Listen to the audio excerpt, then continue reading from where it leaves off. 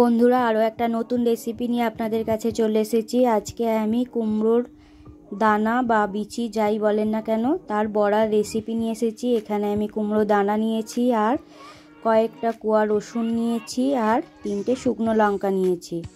তো এরপর এগুলো বেটে নেওয়া হবে। আজকে আমি বাটতে পারবো না, আজকে আমার শাশুড়ি মা বেটে দেবে এটা। নমস্কার বন্ধুরা, আপনারা সবাই কেমন আছেন? আশা করি আপনারা সবাই ভালো আছেন, সুস্থ আছেন। আপনাদের সবাইকে শখের রান্নার আরও একটা নতুন রেসিপিতে স্বাগত জানাই। তো এখানে বাটা শুরু করে দেওয়া হয়েছে।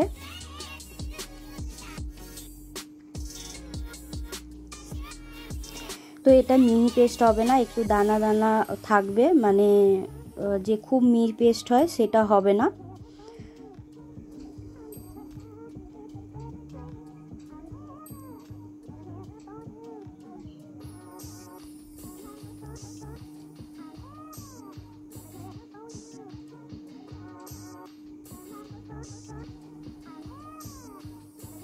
বাটা হয়ে গেছে বন্ধুরা। এরপর অন্য একটি পাত্রে এটা উঠিয়ে নেওয়া হবে।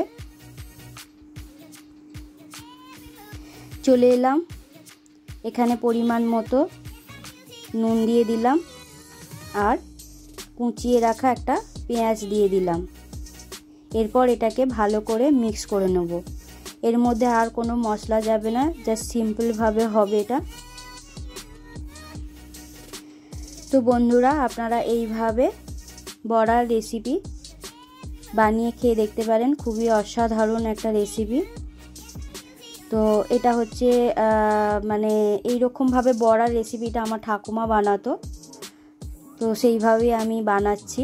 তো এখানে আমি প্যানের মধ্যে পরিমাণ মতন তেল দিয়ে দিলাম।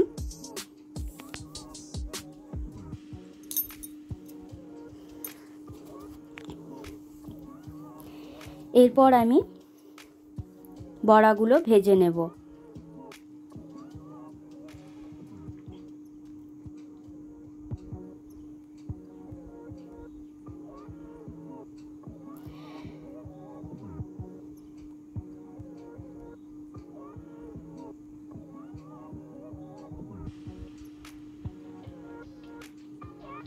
গরম ভাতে এই মানে রেসিপিটা খুবই টেস্টি খেতে লাগে। তো আপনারা বাড়িতে অবশ্যই একবার বানিয়ে খেয়ে দেখবেন।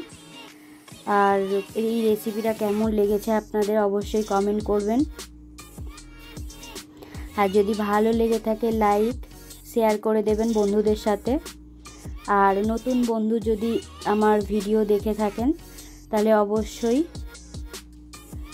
ভালো লাগলে আপনারা সাবস্ক্রাইব করবেন, লাইক করবেন, কমেন্ট করবেন, আর বন্ধুদের সাথে শেয়ার করে দেবেন।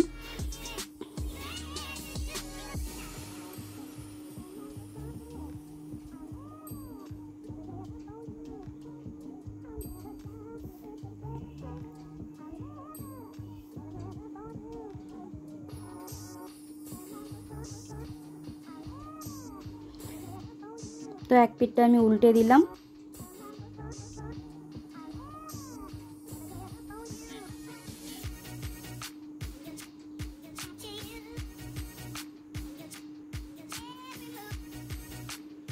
ভাজা হয়েই এসেছে বন্ধুরা।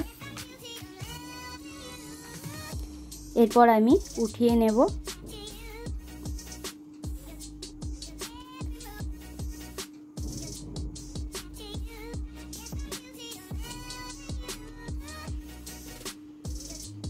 তো আমার কুমড়োর দানার বড়ার রেসিপি রেডি।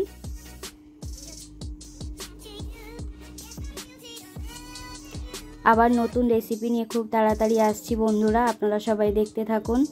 আর আপনারা সবাই ভালো থাকবেন, সুস্থ থাকবেন। সবাইকে অসংখ্য ধন্যবাদ জানাই আমার ভিডিও, আমার রেসিপি দেখার জন্য। তো বন্ধুরা দেখতেই পাচ্ছেন ভেতরটা কতটা সুন্দর হয়েছে। নমস্কার সবাইকে, ভিডিওটা আজকে এখানেই শেষ করলাম।